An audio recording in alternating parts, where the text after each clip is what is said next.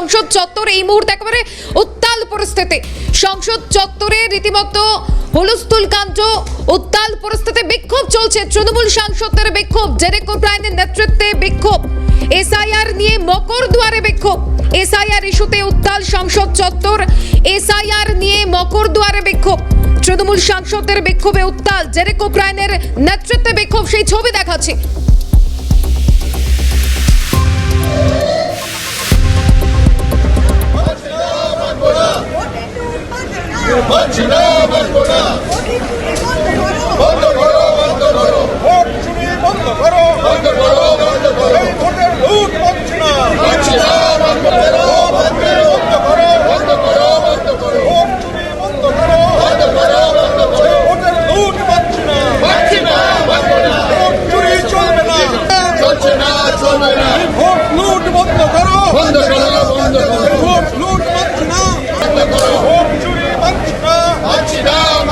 আর এই মুহূর্তে টেলিফোন লাইনে আমাদের প্রতিনিধি ইন্দ্রাণী দাশগুপ্ত রয়েছেন আমাদের সঙ্গে। ইন্দ্রাণী, কি পরিস্থিতি এই মুহূর্তে? দেখো, মকরদুয়ারের সামনে তৃণমূলের রাজ্যসভা দলনেতা ডেরেক ওব্রায়েনের নেতৃত্বে এই মুহূর্তে বিক্ষোভ চলছে তৃণমূলের, এবং এসআইআর ইস্যু নিয়ে এই বিক্ষোভে সামিল হয়েছেন তৃণমূলের একাধিক লোকসভা এবং রাজ্যসভার সাংসদরা।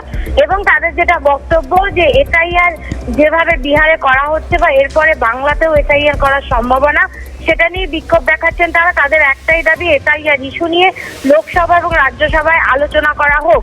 শর্ট ডিসকাশন বা লং ডিসকাশন আলোচনা হোক লোকসভা বা রাজ্যসভায়। একাধিকবার তৃণমূলের সাংসদরা প্রতিদিনই নোটিশ দিচ্ছেন, একাধিকজন সাংসদ নোটিশ দিচ্ছেন, কিন্তু কোনো নোটিশটিকে গ্রাহ্য করা হচ্ছে না। অর্থাৎ যে মুলতবি প্রস্তাব দেওয়া হচ্ছে, যে সমস্ত আলোচনা বন্ধ রেখে এসআইআর নিয়ে আলোচনা করা হোক, সেটা নিয়ে কিন্তু সরকার কোনো রকম কর্ণপাত করছে না। সেই কারণেই আজকের এই বিক্ষোভ দেখাচ্ছে তৃণমূলের সাংসদরা।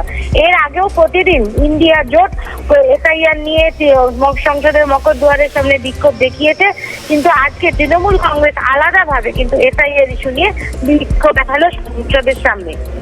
ধন্যবাদ জানাবো ইন্দ্রাণী।